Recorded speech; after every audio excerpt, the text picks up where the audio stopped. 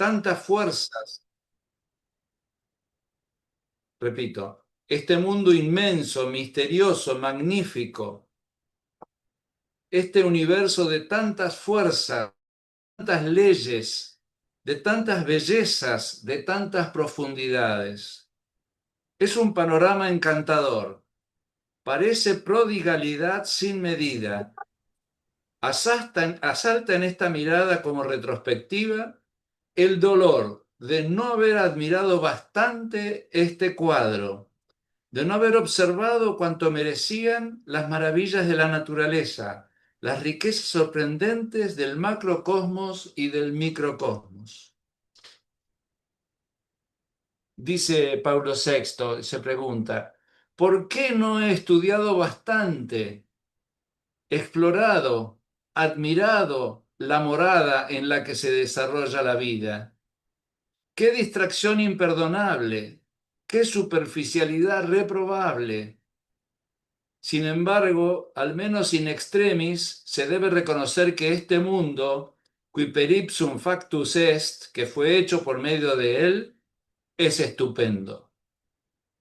Te saludo y te celebro en el último instante, sí, con inmensa admiración y, como decía, con gratitud. Todo es don. Detrás de la vida, detrás de la naturaleza, del universo, está la sabiduría.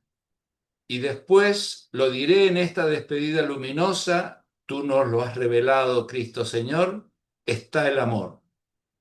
Y concluye el Papa, la escena del mundo es un diseño, todavía hoy incomprensible en su mayor parte, de un Dios creador que se llama nuestro Padre que está en los cielos. Gracias, oh Dios, gracias y gloria a ti, oh Padre. Última mirada me doy cuenta de que esta escena fascinante y misteriosa es un reverbero, es un reflejo de la primera y única luz, es una revelación de riqueza y belleza que debía ser una iniciación, un preludio, un anticipo, una invitación a la visión del sol invisible, quem nemo vidit unquam, a quien nadie vio, unigenitus filius, qui est in sinu patris ipse enarrabit. El Hijo unigénito que está en el seno del Padre, ese le ha dado a conocer, así sea, así sea. Yo conocí este texto hace años, pero últimamente digamos, me llegó de otra manera. Sobre todo esa parte que dice como con dolor y con cierto grado si no digamos así, de sentimiento de insuficiencia. ¿Por qué no he estudiado bastante, explorado, admirado la morada en la que se desarrolla la vida? ¡Qué distracción imperdonable! ¡Qué distracción imperdonable! Entonces, resulta que me lo dije a mí mismo. No estoy frente a la muerte, creo. Todavía creo tener algunos años de vida.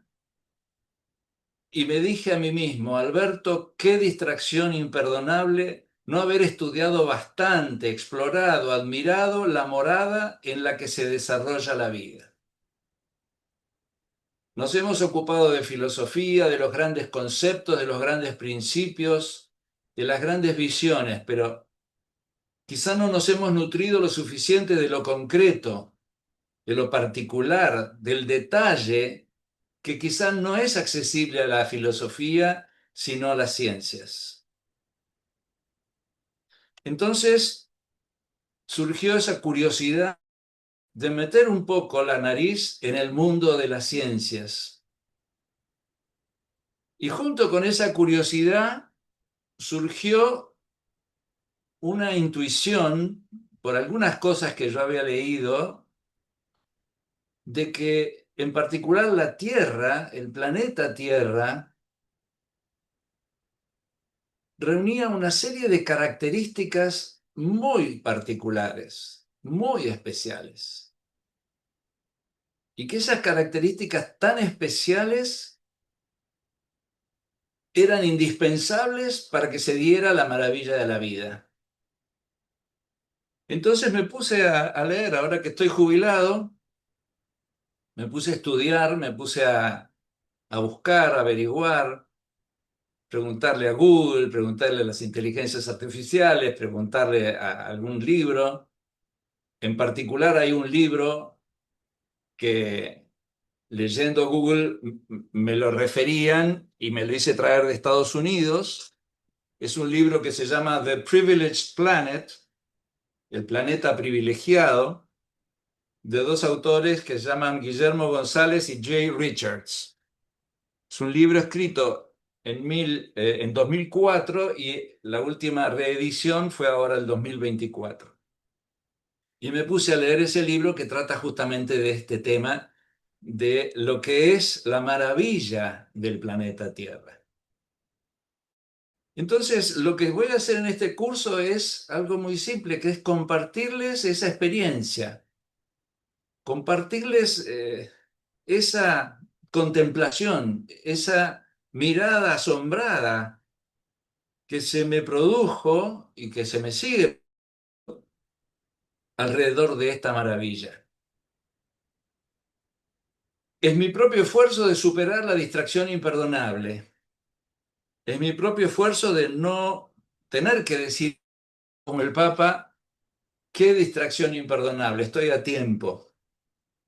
Y estuve a tiempo de meterme un poco, un poquito, en la inmensidad del universo y la misteriosa y maravillosa ubicación de nuestra vida en un lugar tan particular como es el planeta Tierra. Me guió esa sospecha de que la Tierra es algo más que un planeta más. Este curso es sobre filosofía. No va a ser sobre ciencia filosófica. Hay un problema con la filosofía en nuestro tiempo. Cada vez los que hoy se dicen filósofos se ocupan menos de la realidad y más de lo que dijeron otros filósofos. Son discursos sobre los discursos, textos sobre los textos. Hay una defección de la filosofía en nuestro tiempo. Hay un desistir de su mirar lo real. La filosofía era la metafísica, la ciencia del ser, o si se quiere, la física, la ciencia del ser natural, del ser corpóreo. Pero hoy en día parecería que se ha convertido la filosofía en una filosofía de la cultura y no ya filosofía del ser. Frente a esto, nos encontramos con que la ciencia, sobre todo la ciencia natural, no tanto la ciencia social, la ciencia natural sigue siendo sobre el ser. No formalmente, por supuesto, pero sí de hecho. Es decir, en la práctica, la ciencia natural mira lo real. Y los científicos de la naturaleza, que son apasionadísimos de ese estudio, son contemplativos y miran la realidad de la naturaleza. Hay una ciencia natural teorética. No toda ciencia es cada, para nada. Hay gente que se ocupa de contemplar un bichito durante años, apasionado por el bichito. Y gente que se dedica a estudiar los pájaros y años los pájaros, maravillada de la diversidad y el mundo de las aves, y así con los distintos sectores de la naturaleza. Afortunadamente, esa ciencia natural teorética, o llamémosla ciencia pura, no aplicada, se sigue cultivando en nuestro tiempo y está muy viva. Trata sobre lo real y es por naturaleza realista. Y es realista porque se basa en la observación. Y la observación nunca puede equivocarse, porque es la observación de lo real. Nosotros pretendemos igual darle un cierto sentido filosófico al curso, en el sentido griego de la palabra filosofía. Filosofía es amor al saber, donde quiera que este saber se encuentre. Entonces, una ciencia natural con espíritu filosófico, con espíritu teorético. El esfuerzo va a consistir en aportar a datos muy sencillos, para ver cuando los vayamos viendo que son datos muy sencillos, una mirada filosófica. En este sentido va a ser una especie de ensayo de filosofía de la naturaleza o filosofía de la ciencia natural. La ciencia tiene un valor sapiencial, no solamente la filosofía, no solamente la metafísica, sino que la ciencia tiene un valor sapiencial. Si recordamos, sapiencia es sápida ciencia, ciencia sabrosa. Y en función de esto es que me gustaría leerles el segundo texto que tienen allí, que es un texto de Louis de Broglie, que es un gran científico del siglo pasado, francés. Dice: la ciencia pura contempla la armonía del mundo, saborea el placer embriagador de ir percibiendo poco a poco, mediante largos esfuerzos, nuevos aspectos de ese mundo. Se goza en encontrar en muchas veces los más ocultos de nuestra mente los principios que le permitan captar nexos inesperados entre fenómenos de apariencias diversas. Misteriosa concordancia entre la razón y las cosas, y admirable fuerza de la mente en esta débil criatura que somos nosotros. Dice, haciendo una especie de juego de palabras sublime, Blas Pascal ha exclamado: mediante el espacio, el universo me absorbe y me comprende como un punto. Mediante el pensamiento, yo comprendo al universo. Es una cita de los pensamientos de Pascal. Mediante el espacio, el universo me absorbe y me comprende como un punto. Mediante el pensamiento, decía Pascal, yo comprendo el universo. No quiere decir que lo comprenda en forma completa, porque veremos en este curso que hay una dimensión también de misterio en la creación, inagotable. Y completa Luis de Broglie su reflexión. Dice, esta es la belleza y la poesía de la ciencia. Esto es lo que asegura su alto valor espiritual.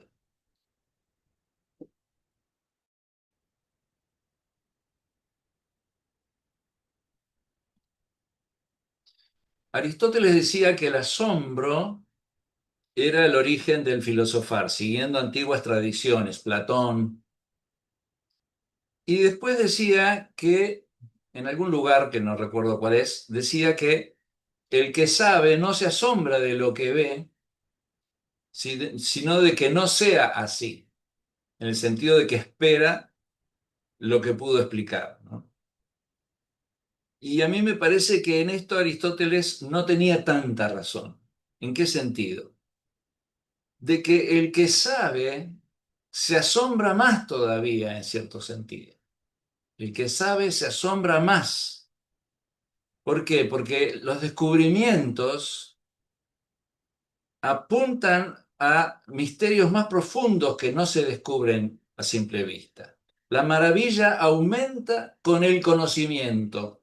Quienes más se asombran son los que más saben. Y esto tiene que ver con cuánto un deseo se puede intensificar y no solamente apagar cuando se ve satisfecho. Es decir, el deseo satisfecho puede crecer y puede aumentar. Y el deseo de saber satisfecho puede crecer y puede aumentar.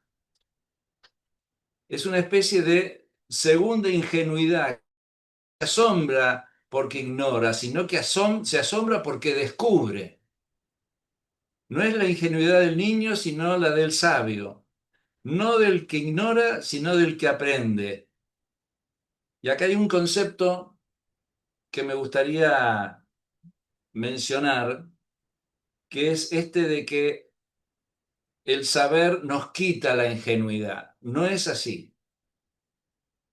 nuestro maestro Comar citaba un texto de Ernst Bloch que hablaba de la familiaridad inodora. Familiaridad inodora. ¿Qué quiere decir esto? Hay una manera de estar frente a algo o al lado de algo que no percibe su riqueza. Hay una mirada de estar frente a un descubrimiento científico que no descubre su riqueza. Eso es familiaridad inodora. Lo he visto tantas veces, lo he entendido tanto, lo he estudiado tanto que ya no me sorprende. Y esto es justamente lo contrario del asombro del verdadero científico. Ustedes saben que hay un dicho que Hegel comenta que dice, no hay gran hombre para su ayuda de cámara. No hay gran hombre para su ayuda de cámara. Entonces Hegel comenta, sí, sí, es verdad, no hay gran hombre para, para su ayuda de cámara porque le ve la ropa interior sucia, porque lo cambia, porque lo ayuda a vestir, por lo que ustedes quieran, no hay gran hombre o porque le conoce sus miserias, no hay gran hombre para la ayuda de cámara. Entonces Hegel dice, sí, sí, es verdad, no hay gran hombre para la ayuda de cámara. No porque el gran hombre no sea un gran hombre, sino porque la ayuda de cámara es ayuda de cámara. Es decir, es la familiaridad inodora, estar al lado de algo grande y no descubrirlo, y no asombrarnos, y no admirarlo.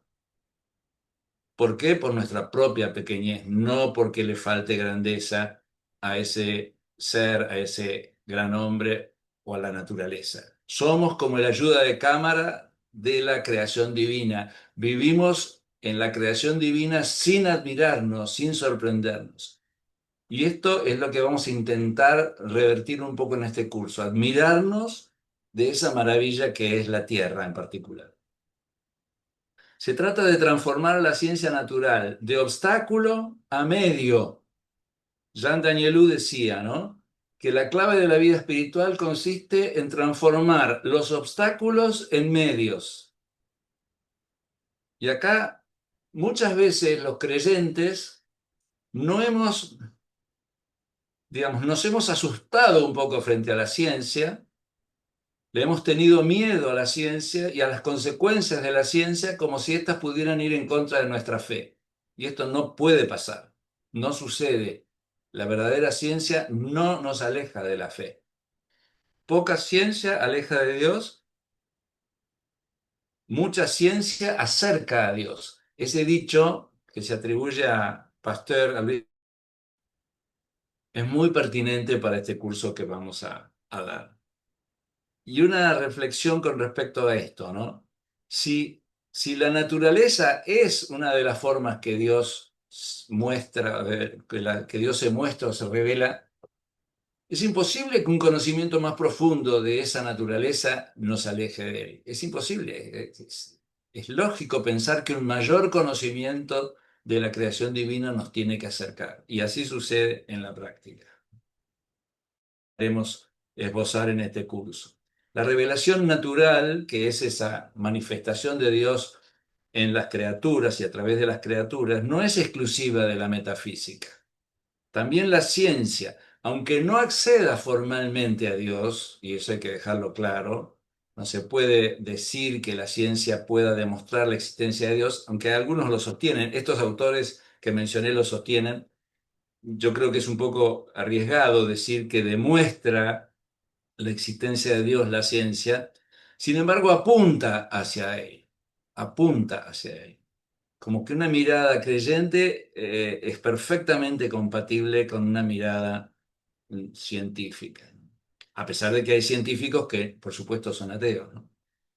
Porque está el prejuicio materialista, es decir, muchos científicos tienen el prejuicio materialista. A priori piensan que solo puede existir lo material. Identifican ser con ser material, entonces por principio no puede existir un ser que no sea material. Ese es el prejuicio materialista. Y también absolutizan en forma positiva el método, que vendría a ser lo que la ciencia no puede demostrar, no existe.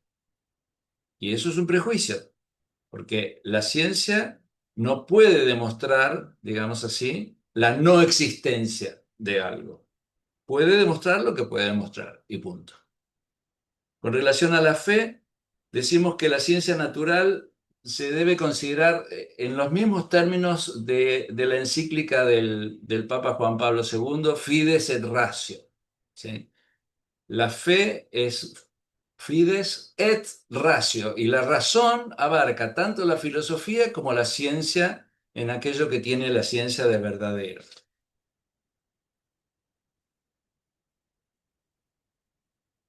¿Vamos bien? ¿O estoy hablando? A veces me siento un poco bien. Vamos, perfecto. Por momentos se corta penitas y no se escucha capaz que media palabra, pero es a penitas. Bueno, muchas gracias, Luciana. Eh, Otra propuesta de este curso, muy relacionada con la anterior, es la siguiente. El método científico de la ciencia natural de los modernos viene a confirmar las grandes intuiciones de los antiguos. Siempre se suele pensar en términos de antinomia, ¿no? Los antiguos contra los modernos contra los antiguos, etcétera. Pero resulta que, más allá de aspectos perimidos de la ciencia antigua, que los hay por supuesto, la ciencia moderna es perfectamente compatible con ciertos conceptos esenciales de la cosmovisión griega. Veremos varias veces a lo largo del curso que la ciencia moderna más bien plantea lo contrario de la eternidad del mundo, es decir, plantea que el mundo tuvo un comienzo temporal. Y en esto se acerca bastante más a la tesis judeocristiana de la creación, que es creación en el tiempo y del tiempo. Pero hay ciertos conceptos que vamos a mencionar en el curso, dentro de un ratito los voy a explicar uno por uno: cosmos, logos, telos y mesotes, ¿sí? Que se ven felizmente confirmados por la ciencia natural, por la ciencia natural actual, digamos así. Más allá de que no se confirma el carácter eterno del mundo, que era la tesis de la mayoría de los, salvo Platón, que había dicho que el mundo físico había sido creación en el, digamos, en el tiempo. La mayoría de los filósofos griegos, incluyendo Aristóteles, sostenían que el mundo era eterno, ¿verdad? Eso es lo contrario de lo que sostiene la ciencia moderna. Pero a pesar de eso, ciertos conceptos, como los que mencioné recién, que voy a explicar, se ven felizmente confirmados. Ahora, ustedes me podrían decir, profesor Berro, Alberto Berro, ¿cómo puede usted ciencia si usted no sabe ciencia? Y tendrían mucha razón. Entonces, ¿cómo me animo? No voy a recurrir a datos muy complicados. No voy a recurrir a cuestiones complejas. No necesito. Ustedes van a ver a medida que vayamos desarrollando los temas que son conceptos muy sencillos los que están en juego. Muy sencillos.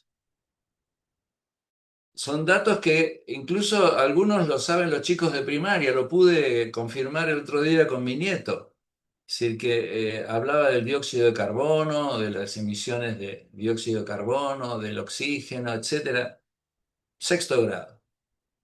Quiere decir, no se trata de nada complicado ni de nada sofisticado. No me voy a meter en ninguna fórmula porque me cuestan muchísimo las fórmulas, a pesar de que traté y voy a seguir tratando. Son grandes conceptos de la ciencia natural que ustedes van a ver que son como muy, muy sencillos.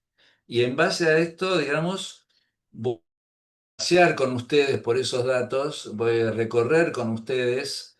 La clase que viene va a ser una clase con una presentación de imágenes, donde vamos a hablar sobre distintos aspectos de la parte más bien cosmológica, de la parte astronómica de la Tierra, y apuntando a cosas muy, muy simples que cualquier niño de 12 años los puede entender. Estoy seguro que si me escucharan chicos, no sé si en esta clase que es más introductoria, pero sí la que viene, me entenderían perfecto. Entonces, nos hacemos la siguiente pregunta. Dada la ciencia contemporánea y sus extraordinarios avances y a su luz, ¿se puede seguir hablando de los conceptos griegos de cosmos, que significa orden, de logos, que significa racionalidad, de telos, que significa finalidad, y de mesotes, que significa medida? Nos hacemos esta pregunta. ¿Acaso no es lo contrario? ¿La ciencia moderna no nos muestra un caos en lugar de un orden? ¿Un sinsentido en lugar de una racionalidad? ¿Una arbitrariedad en lugar de una finalidad? ¿Y una tendencia a los extremos en lugar del mesotes de la medida? Y más todavía, a la luz de la ciencia contemporánea, ¿se puede seguir pensando la realidad como creación? ¿O es algo totalmente refutado por la ciencia contemporánea? Veremos que a todas estas preguntas la respuesta es un sí. Recuerdo brevemente qué significan cosmos, logos, telos y mesotes. Bueno, cosmos, la palabra cosmos significa orden y belleza, las dos cosas, ¿no? Es un orden bello. Los griegos decían que el mundo es un cosmos, es una palabra de origen griego, ¿sí? Es un orden objetivo, es una unidad en la diversidad, una estabilidad en el dinamismo. Veremos que de pronto vi la foto del doctor Comar y dije, me está escuchando el maestro.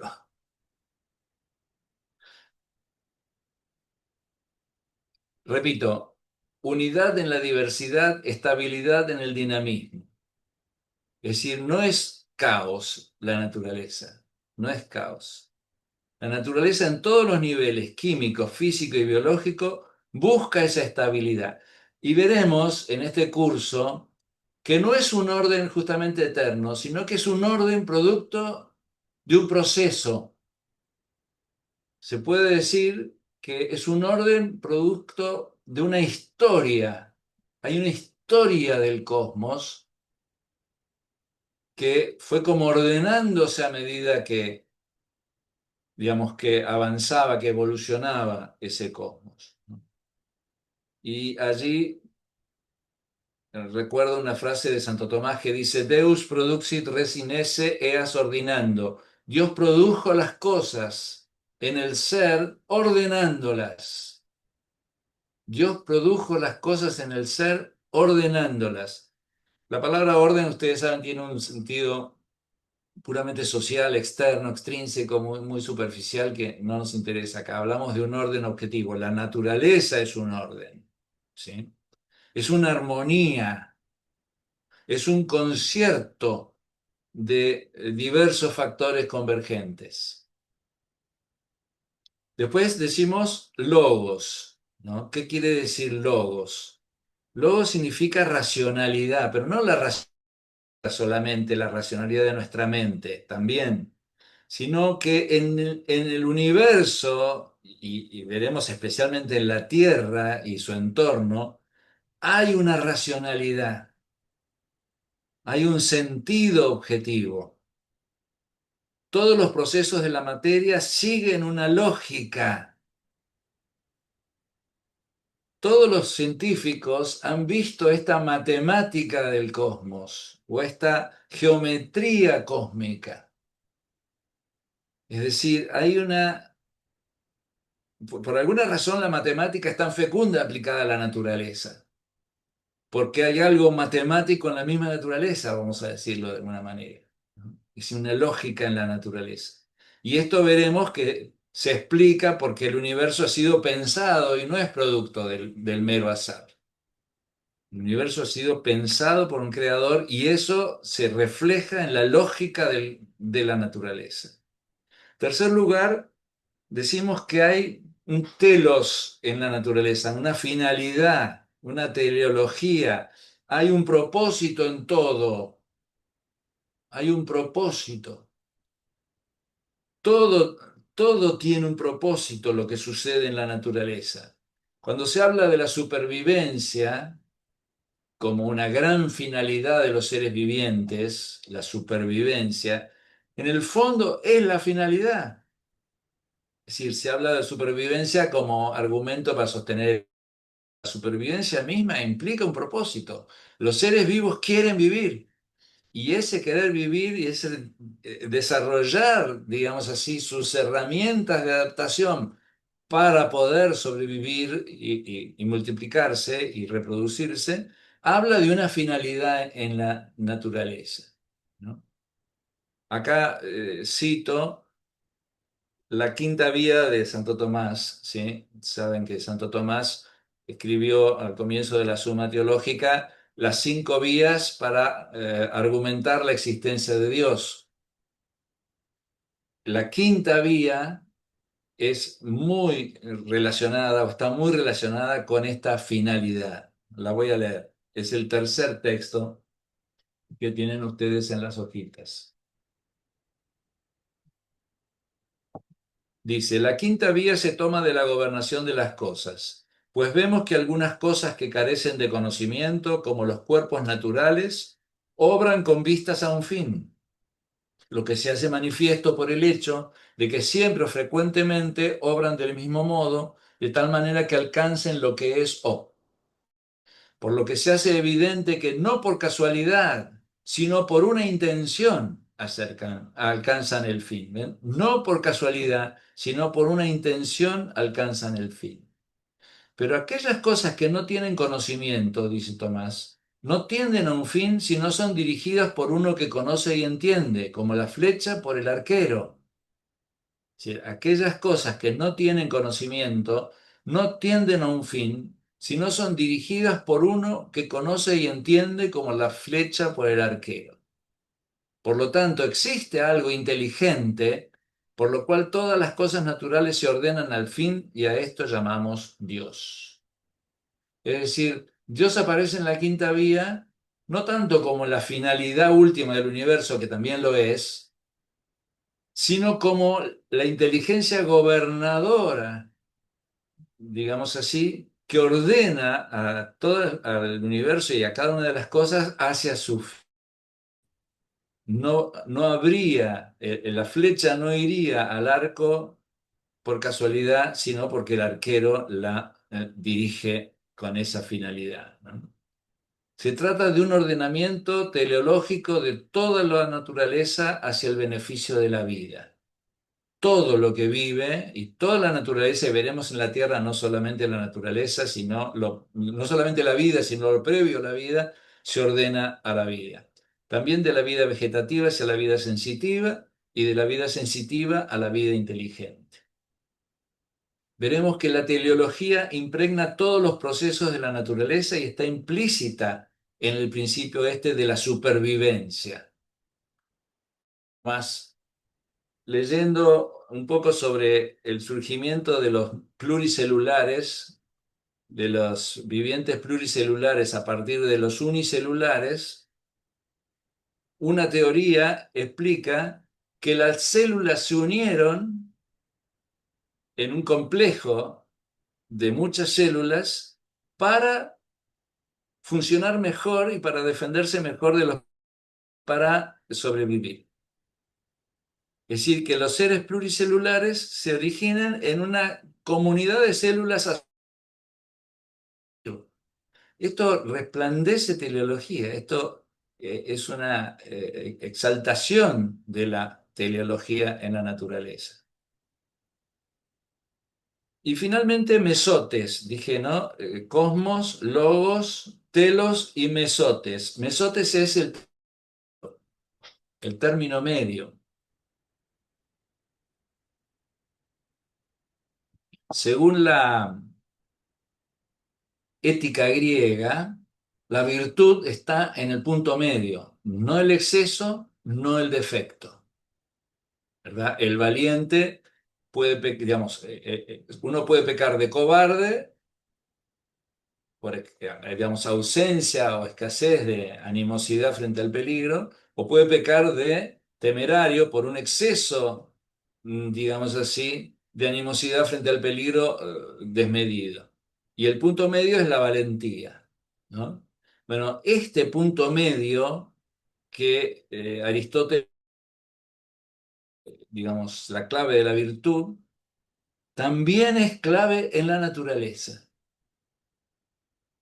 Y un montón de ejemplos que vamos a ir viendo que es decisivo el tema del término medio para la vida. La vida rechaza los extremos.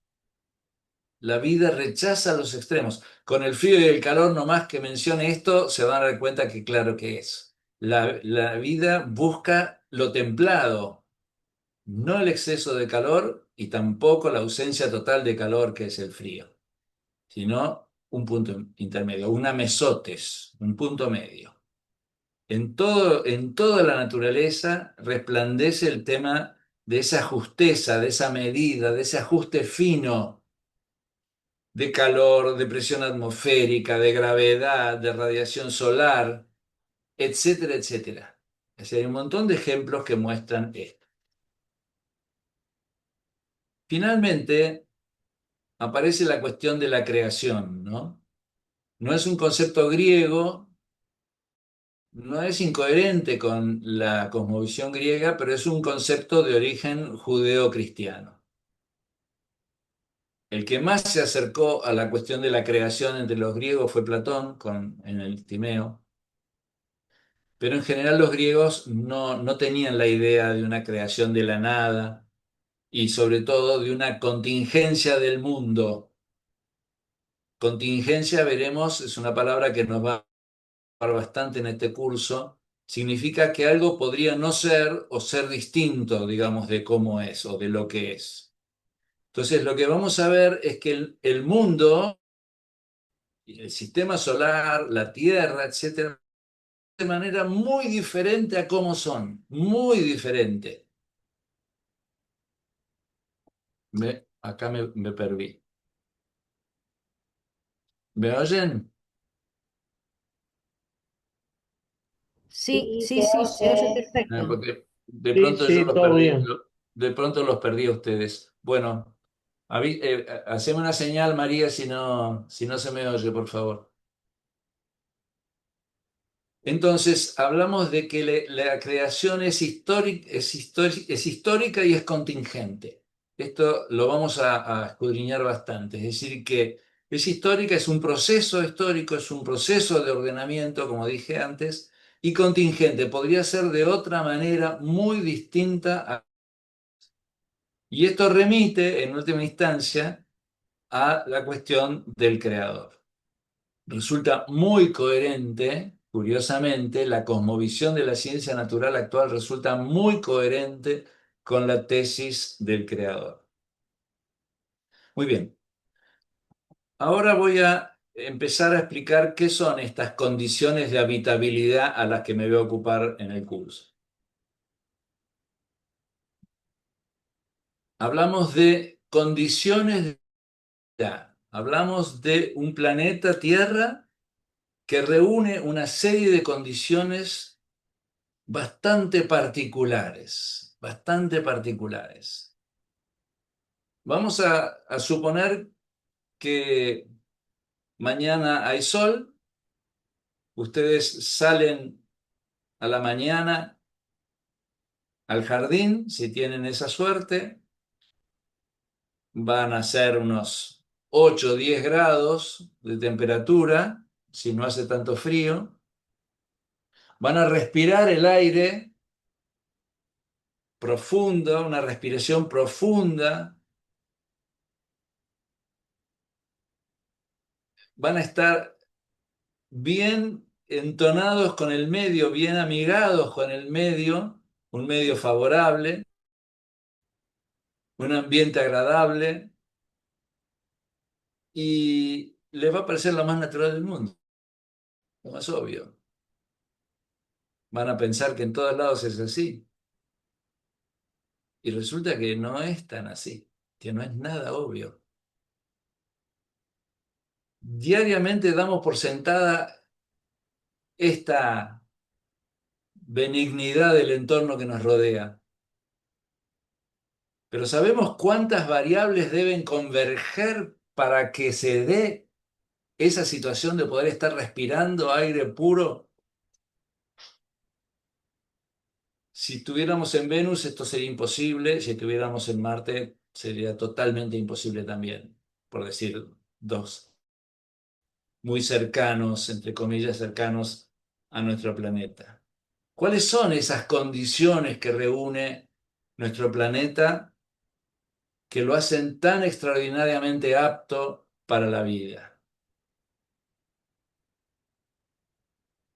Puesto que existe la vida en la Tierra, son las condiciones que la hacen posible. Alguien puede decir, es obvio, si hay vida en la Tierra se dan las condiciones, si no, no se darían no se daría la vida. Entonces diría, ¿qué tiene de sorprendente esto? Es que la vida es una sorpresa y las condiciones que la acompañan también. Normalmente somos muy conscientes de la maravilla de la vida, pero no somos tan conscientes de la maravilla de las condiciones que la hacen posible. Y de eso se trata este curso. Intercambiando con un amigo sobre este curso, que él también ve estas cosas, Sebastián Salaver, me lo escribió así, lo que diría la oposición a la postura. Es evidente y no es ninguna maravilla que esas condiciones previas tienen que estar perfectamente sincronizadas, porque si no la vida en la Tierra hubiese sido un intento evolutivo frustrado. Eso es obvio que se dan esas condiciones, Alberto. ¿Qué tiene de particular? ¿Qué tiene de admirable? ¿Merece un curso eso? Nosotros lo que vamos a hacer es irnos a mirarlas, detenernos a contemplarlas. ¿Cuáles son esas condiciones y cómo convergen maravillosamente en el planeta Tierra? Menciono algunas de las condiciones en que vamos a detenernos. En primer lugar, sin ninguna duda, la ubicación justa y privilegiada de la Tierra en el sistema solar.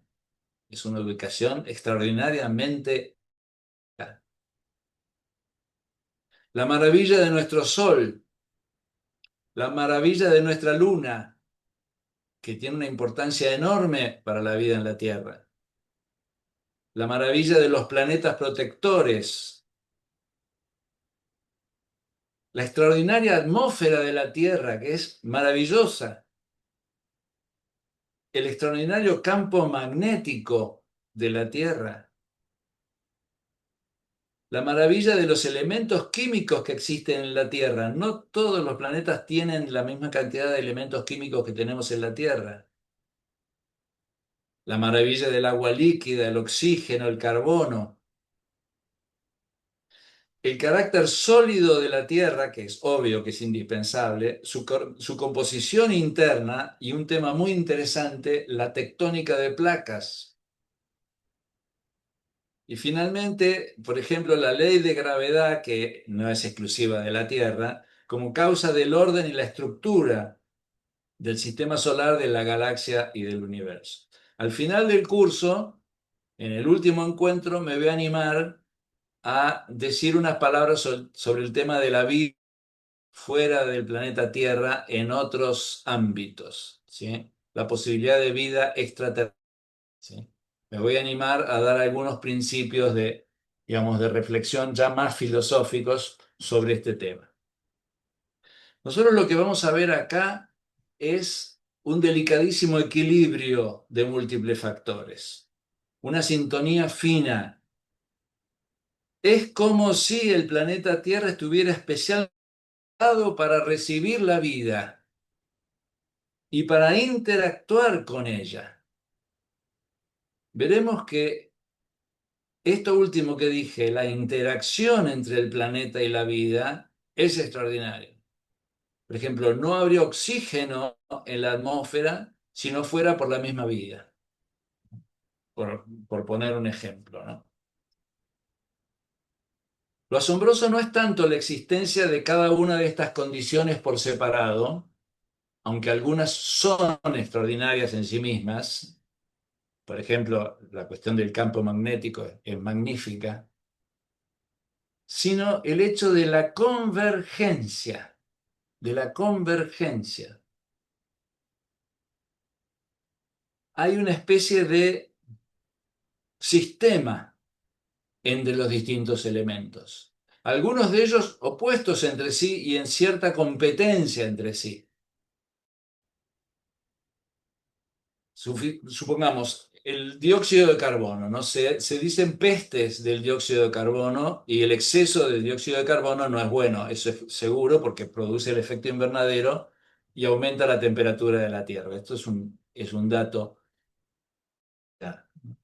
Pero el dióxido de carbono es indispensable para la vida. Sin dióxido de carbono las plantas no sintetizarían glucosa y no habría alimento. No habría alimento para las plantas y por lo tanto tampoco habría alimentos para los animales, para todos los heterótrofos, o sea, los que comen, digamos, el alimento producido por las plantas. Entonces, hay este equilibrio, ¿no? Condiciones astronómicas, condiciones químicas, condiciones geológicas, climáticas, que forman un sistema muy adecuado para la vida.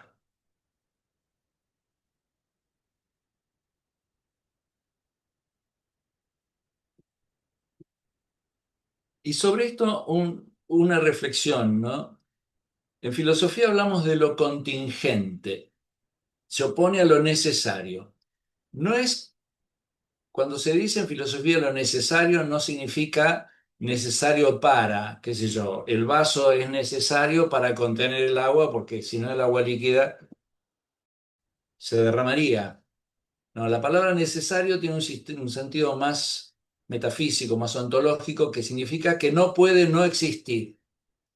Necesario es aquello que no puede no existir. Y lo contrario de lo necesario es lo contingente, que es aquello que puede no existir o que puede ser de otra manera. ¿Sí? Eso es lo contingente, lo que puede no existir y lo que puede ser de otra manera.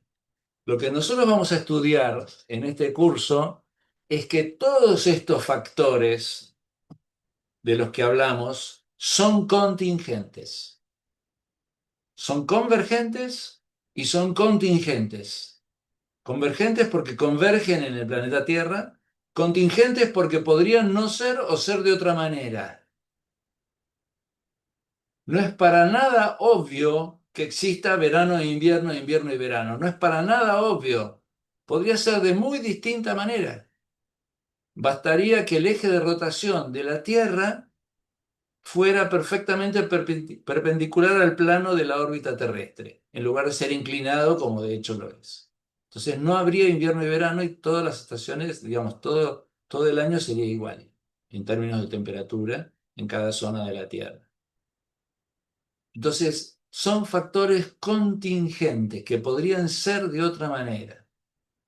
Veremos cuando estudiemos de la inclinación del eje terrestre que los científicos lo atribuyen a una colisión que hubo en aquellos tiempos originarios del sistema solar, por el cual la Tierra no, en su rotación y no quedó rotando, digamos así, perpendicular al plano de la órbita. Entonces veremos algunas imágenes de la órbita inclinada. Acá me dice que la conexión a Internet es inestable. María. Sí, por eso tu voz, te estamos escuchando muy bien, pero a veces con cierto pestaneo, pero va bien. Ok. Entonces hablamos de contingencia. Nada de lo que nos rodea es necesario. Todo podría ser de otra manera. Todo podría ser de otra manera. Uno dice que es necesario que salga el sol todas las mañanas y ni siquiera eso es necesario. Podría ser muy de otra manera. Podrían haber sido las cosas muy diferentes y muchas, como veremos, de hecho lo son en otros y en otros sistemas y dentro del mismo sistema solar. La vida pende de hechos contingentes, aunque regulares, que se dan en nuestro entorno. Son regulares, como digo, el sol sale todos los días, pero podría no ser así y ser de otra manera. La Tierra, su ubicación en el sistema solar, es consecuencia de eventos cósmicos. En esto nos vamos a detener bastante. Consecuencia de eventos cósmicos. La misma existencia de la Tierra se debe a un evento cósmico, según dicen, ocurrido a 500 billones de años, billones en sentido americano, o sea, 1.000 millones, 4.500 millones de años, 4.500 billones, 4.500 millones de años, ahí está. O sea, 4,5 billones para ser exacto, ¿no?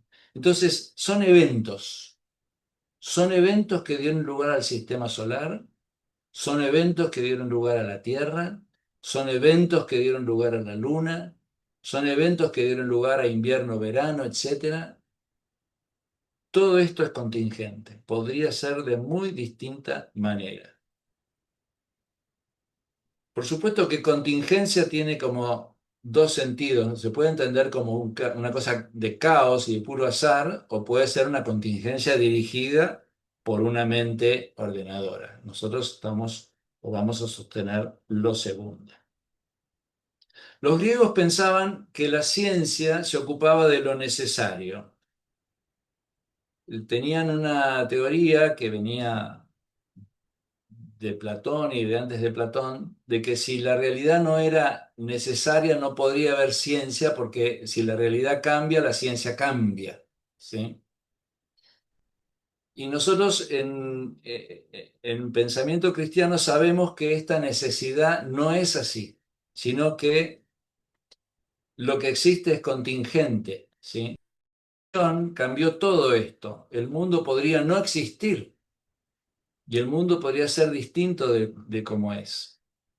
Gilson, un gran filósofo cristiano del siglo pasado, hizo una crítica de lo que él llamó el necesitarismo griego, ¿sí?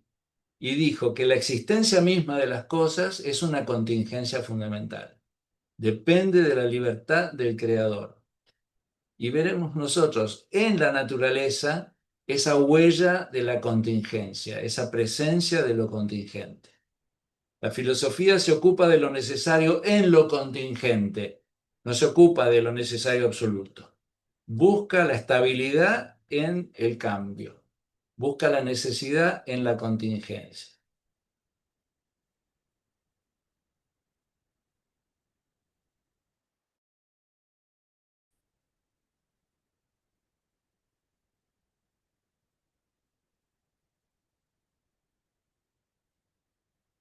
Nosotros decimos siempre que la vida es un don, y es así, la vida es un don.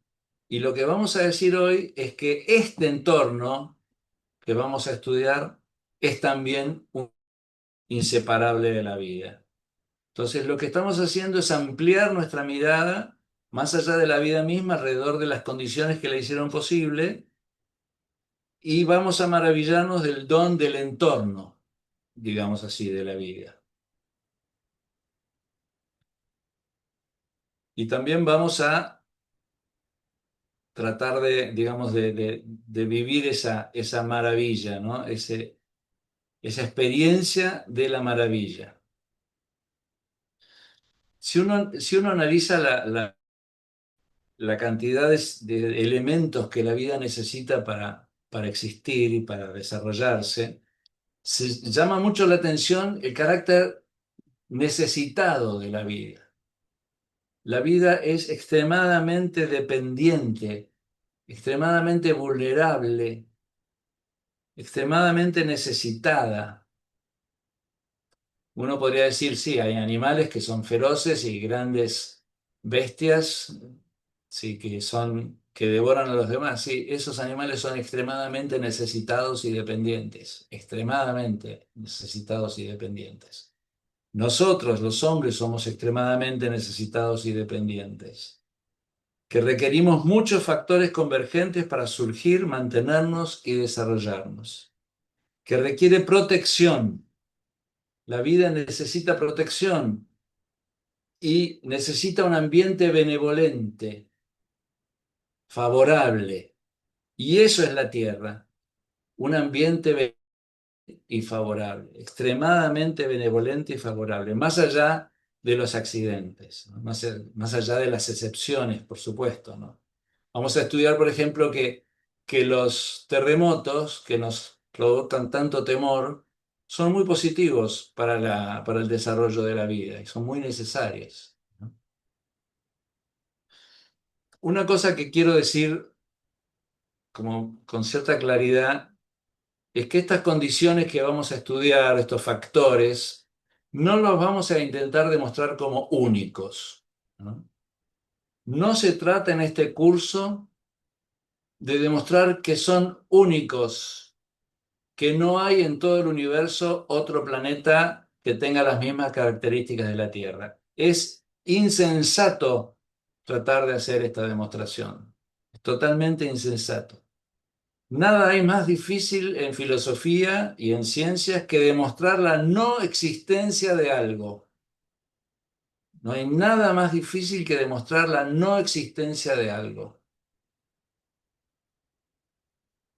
El universo es inmensísimo, inmensísimo.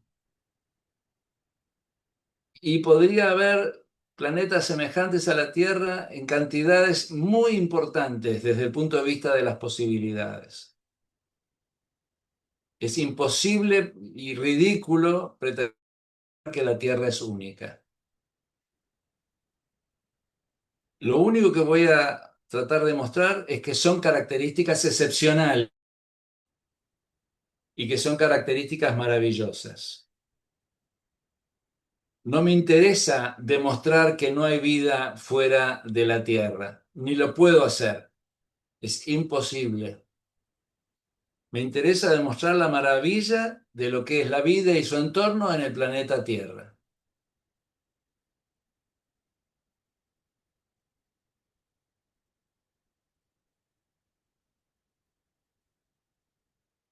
Ahora, hay una situación paradójica. Por un lado, la ciencia cada vez nos habla de un número más inconmensurable de galaxias. Es impresionante la cantidad de galaxias que hay. No sé exactamente qué número, pero cifras así como descomunales, ¿no? Y al mismo tiempo, la ciencia, esa misma ciencia, descubre cada vez más características extraordinarias de la Tierra y de su entorno. Por ejemplo, están estudiando los exoplanetas, ¿sí? Los exoplanetas, los planetas fuera del sistema solar. Ya llevan estudiados 4.000 y pico de planetas y no han encontrado uno solo semejante a la Tierra.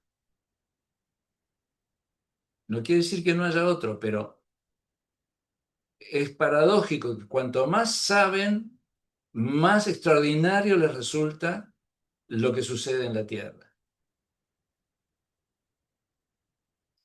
Una cosa muy importante es distinguir entre factores que posibilitan la vida en la Tierra, por ejemplo, la luz solar, favorecen o mejoran esa vida en la Tierra, por ejemplo, las estaciones, ¿no? Las estaciones, podría perfectamente haber vida si no hubiera invierno y verano, sería distinta, pero habría vida, ¿sí? Habría zonas muy cálidas del planeta, las zonas más cercanas al Ecuador, y zonas muy frías, las zonas de los polos, y sería estable la temperatura a lo largo de todo el año, pero podría haber vida perfectamente. Entonces, las estaciones favorecen la vida, veremos por qué un poco más en detalle, pero no la posibilitan. En cambio, hay otros factores que la posibilidad.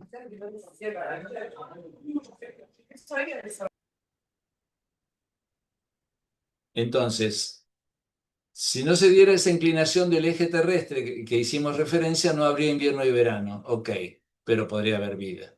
En cambio, si la luz del Sol fuera distinta a como es en cuanto a el espectro solar, no habría vida en todo el sistema solar porque no se podría sintetizar la energía solar en alimento, por ejemplo, ¿no? Entonces hay factores que posibilitan y factores que favorecen.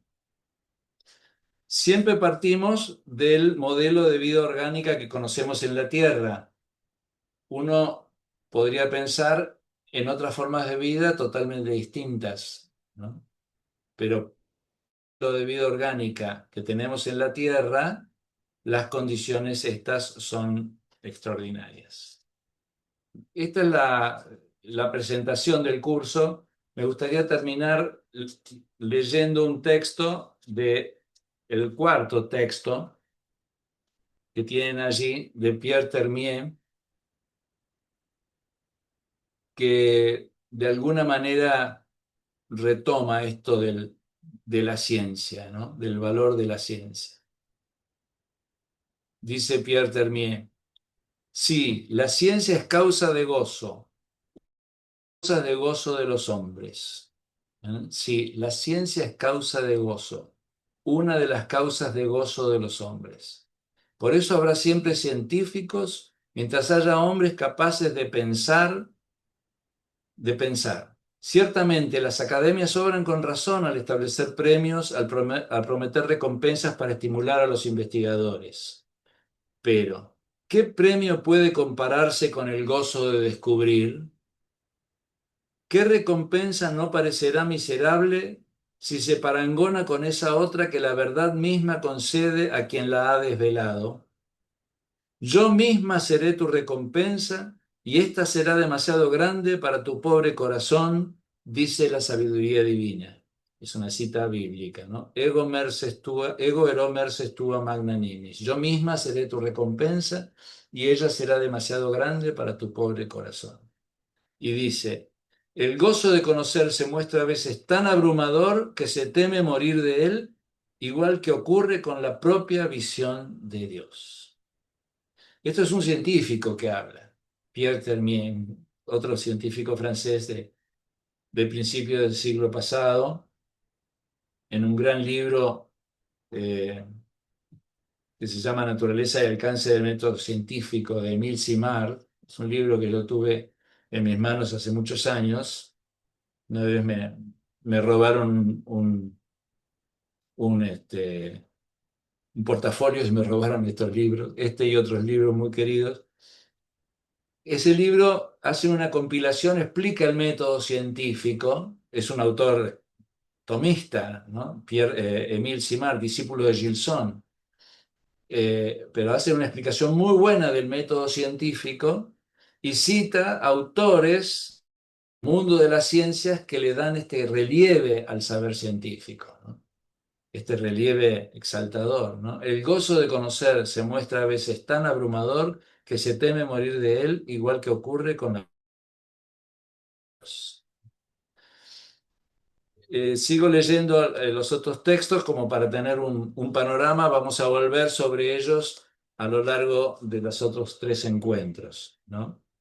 El Salmo 148 es un salmo de alabanza a la creación divina. Dice, alaben al Señor desde los cielos, alábenlo en las alturas, alábenlo todos sus ángeles, alábenlo todos sus ejércitos, alábenlo el sol y la luna, alábenlo todos los astros de luz, alaben los cielos de los cielos y las aguas por encima de los cielos. Yo decía, aguas por encima de los cielos, qué disparate. Ahora resulta por encima de los cielos, es decir, en otros planetas hay agua también.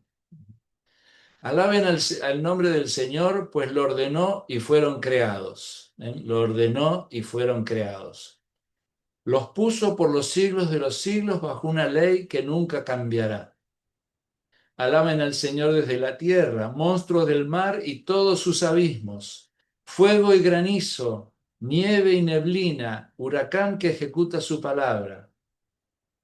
Las montañas y todas las colinas, árboles frutales y todos los cedros, animales salvajes y domésticos, reptiles y aves que vuelan, reyes de la tierra, todas las naciones, príncipes y los que gobiernan la tierra, jóvenes y muchachas, ancianos con los niños. Alaben el nombre del Señor, pues su nombre es el único sublime, su majestad excede tierra y cielo. Esto es el Salmo 148, que alaba a lo que sería el Dios creador, ¿no? El Dios creador. Algunos hacen demasiada oposición entre el Dios cósmico y el Dios bíblico, entre el Dios histórico, y bueno, esto no es una oposición válida, son et, como decimos siempre, ¿no? Las dos cosas son verdad. Nuestro Dios es tanto Dios de la creación como Dios de la... Sí, son dos aspectos del mismo Dios, ¿no? En el Salmo 130, ustedes deben conocer, porque es muy, muy lindo, ¿no? Tú me sondeas y me conoces, ¿no? Etcétera, ¿no? Hay una parte que dice así: una ciencia tan admirable me sobrepasa, es tan alta que no puedo alcanzarla. ¿A dónde iré para estar lejos de tu espíritu? ¿A dónde huiré de tu presencia? El cielo, allí estás tú. Si metiendo en el abismo, estás presente. Si tomara las alas de la aurora y fuera a habitar en los confines del mar, también allí me llevaría tu mano y me sostendría a tu derecha. Quiere decir, la presencia del Creador en la creación. La presencia del Creador en la creación. Nosotros vamos a ver que todas estas cosas que convergen en la maravilla del planeta Tierra hablan de esa presencia, ¿sí? Hablan de esa presencia. Y voy a terminar haciendo referencia a un texto que está antes, el número 5, que es un texto de nuestro maestro, el doctor Comar, ¿no? Ahí en el curso de metafísica, él explica que las cosas no son meras cosas, sino que tienen la huella de algo personal, porque son creación de un ser personal. Entonces, que yo voy a tratar de hacer y que estoy haciendo y que voy a compartir con ustedes y ustedes conmigo, es el de ver esa huella de lo personal en las cosas, ¿no? Ver esa presencia de la que habla el Salmo, ¿no? Dice el profesor Comar en el curso de metafísica, texto número 5. Santo Tomás dice: toda realidad está constituida entre dos intelectos. Esta es cita de Tomás. O dos corazones, dice Comar. Es decir, nunca al final de una relación está una cosa. Siempre del otro lado está una persona. En lo natural, también del otro lado está la divinidad creadora, que es un ser personal en sentido analógico. Es decir, del otro lado no hay una cosa, hay un ser que pensando y amando las cosas las ha hecho existir. Del otro lado hay calidez impersonal. Bueno, lo que voy a presentarles en estos 3 encuentros que quedan es esa mano, esa presencia. ¿Cómo puede verse? A través de verdades que en sí mismas pertenecen al campo de las ciencias. Espero que les haya resultado clara la presentación. Está bastante completa. Me abriría a preguntas si es que me quieren preguntar algo, que con mucho gusto intentaré contestar, anticipar demasiado lo que sería el plato fuerte, que es lo que vamos a desarrollar en las reuniones que vienen. Esto es una introducción solamente.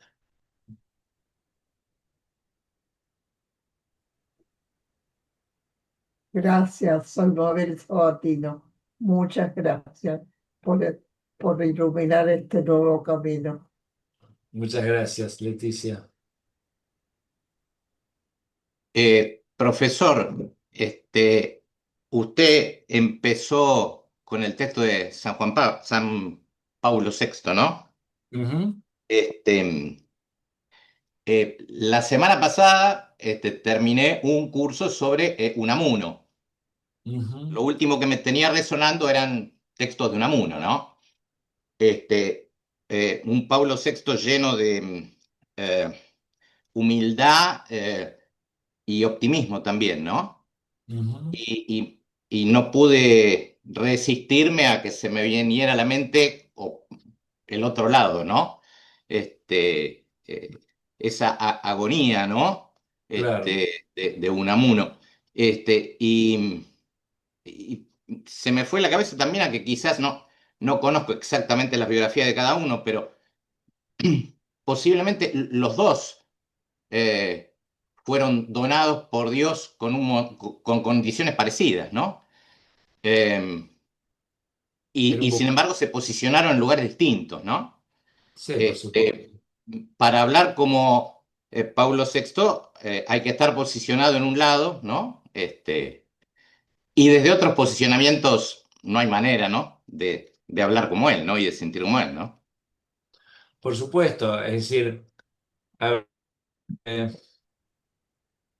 nosotros el curso, a nosotros en el curso, en el trabajo que hacemos en la fundación, estamos inspirados en la fe cristiana, adherimos a esa fe y tratamos de explorar las implicancias de esa fe en distintos campos y de la vida. Y en este caso, lo que hago es una meditación sobre esa que está inspirada implícitamente en la fe como lo estuvo, por supuesto.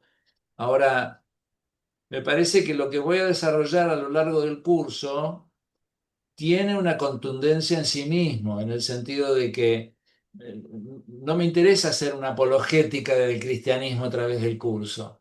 Me interesa detenerme a mirar esas realidades asombrosas. Eh, la interpretación última realidades va a quedar en la conciencia de cada uno y en las posturas de cada uno de los que me escuchan. Tampoco presupongo que todos los que me escuchan comparten conmigo esa fe en un Dios creador, no tiene por qué ser así. Pero podemos caminar juntos en esa observación maravillada de la naturaleza, vamos a decir así. Hasta allí podemos ir muy juntos. Después la interpretación última de estas maravillas va a la postura que cada uno adopte, pero las maravillas están ahí, las vamos a tratar de mirar.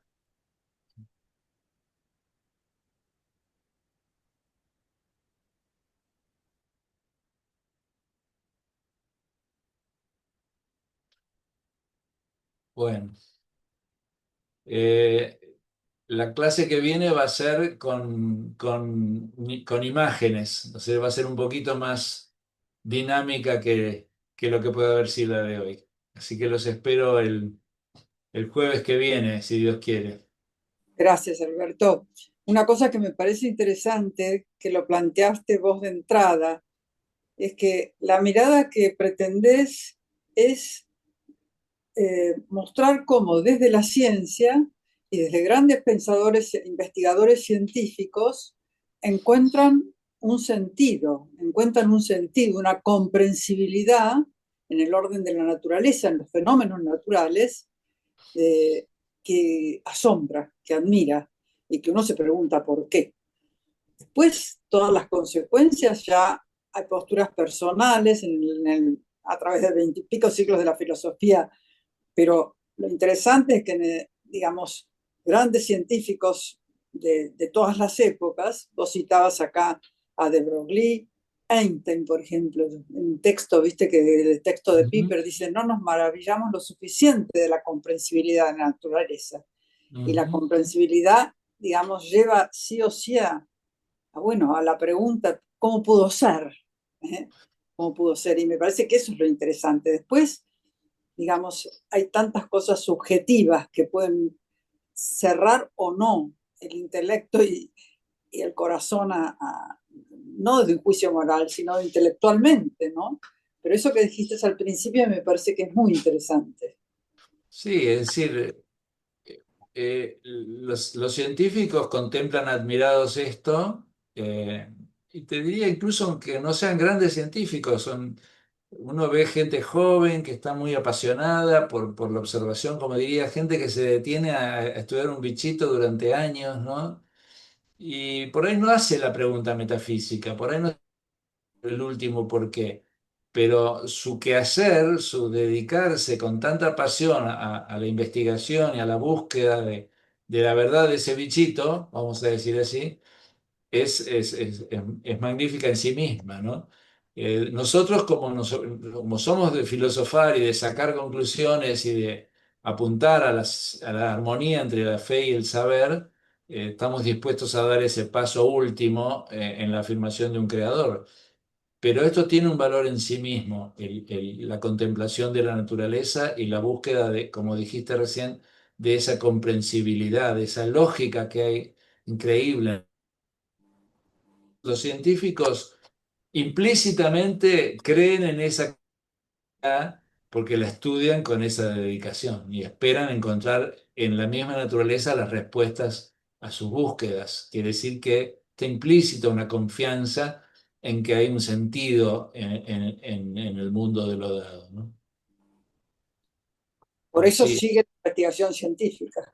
exactamente. Si no, no habría más. Y sigue habiendo, está muy viva. Está muy Como viva y alguien, además cada vez que descubren algo, descubren más profundamente lo que no saben y están bastante perplejos en muchos aspectos de lo que no saben, ¿no? Sí, Eduardo. Buenas noches. Le agradezco mucho la clase. Yo vengo del campo de la ingeniería y por mencionar, hoy esta noche nos cruzamos la trayectoria que va describiendo la Tierra, nos cruzamos con un meteorito de 300 metros de diámetro. Pasa para la astronomía 2 millones de kilómetros es cerca, digamos, ¿no? Cerca a la Ujú. Tierra. Pero digo, todo es, todo en la ciencia eh, conduce a mirar más profundamente el sentido y el origen y y el cariño por el hombre, por el ser humano, de que seguimos subsistiendo en una nave que vamos viajando a 107.000 kilómetros por hora, como es la Tierra. La Tierra va viajando a esa velocidad, cruzando meteoritos, y cometas y un montón de vicisitudes en el espacio, y aún así estamos subsistiendo, ¿no? Entonces hay algo como para preguntarnos ahí, este, cómo el hombre tiene una preferencia de ese ser superior, ¿no? Eduardo, lo voy a contratar para que sea mi asistente durante el curso. No, No, no, esto lo digo en solo serio. escucho. Los que sepan más que yo, les pido que me interrumpan, porque más que nunca, en los temas que voy a ir tratando, declaro mi gran ignorancia. Es bastante maravilloso que si esos cuerpos celestes se acercaran a la Tierra, habría ciertos mecanismos de defensa, ciertos escudos en la atmósfera, por ejemplo, en la mesósfera Claro, hay, actúa como escudo para estos meteoritos, ¿no? exacto. Algunos son demasiado grandes, pero En sí, claro, cuando no son tan grandes los disuelven, claro. lo vuelven luz, pero este, me gustó la charla, la miré porque empezó a nombrar lo de Bruce Lee, y que es uno de los físicos que más admiro. Entonces por eso estoy en esta charla, porque lo admiro de Bruce Lee, porque él estableció una relación que se llama relación onda-materia, donde afirma que toda la materia, y después se comprobó lo que dijo, nosotros que estamos hechos de materia, en realidad somos un conglomerado de ondas, ¿no? Claro. O sea, la relación onda-materia es una entidad, un desarrollo físico muy elaborado, que de Broglie fue el que lo desarrolló, y él desarrollando eso se admira de que hay un ser superior que crea esta Sí, relación. fantástico. Gracias, Alberto. Bueno, muchas gracias a todos. A Beatriz, levantaste la mano. Qué gusto Sí, verte, Beatriz. ¿qué tal? Un gusto realmente, interesantísimo el tema, el curso, me encanta. Ahora no te No, veo. A quería, ver, hace un rato te veía y ahora no. Ahí te veo, sí. eh, no, yo estoy, pero no sé, Sí, sí, sí, ahí te veo, ahí te este, veo. Ahí te veo, Beatriz. Qué gusto sí, verte. Estuve quería, escuchando, estuve ¿sí? escuchando tu defensa de tesis. Ah, bueno, yo no veía quiénes estaban, ¿eh? Sí, Muy bien. mejor en realidad porque me hubiera los nervios. Después me enteré de alguna gente, pero no me han dicho todos, así que no sé. Te Bueno, felicito. gracias, gracias. Y no, lo que quería comentar en línea con esto, que a lo mejor lo vas a nombrar, pero el tema del diseño inteligente que muestra, por lo menos en los seres vivos, yo no me pude meter mucho en eso, pero lo que he visto es apasionante. Acá el doctor, no me acuerdo, se llama Juan Manuel o Juan Carlos Torre, no me acuerdo ahora, él se ha dedicado a eso en Mendoza y está bastante tapado el tema, ¿no? Pero es impresionante lo que muestran de la naturaleza con eso es No, impresionante. es impresionante. Lo Sí. mío es meter un poquito la nariz en un mundo extraordinario. Va a tener la pobreza de un ignorante que lo presenta, pero realmente es un mundo extraordinario. Así que buenísimo. María Angélica, chao. Gracias, Alberto. A ustedes, gracias por la paciencia. Muchas Gracias. gracias. Gracias.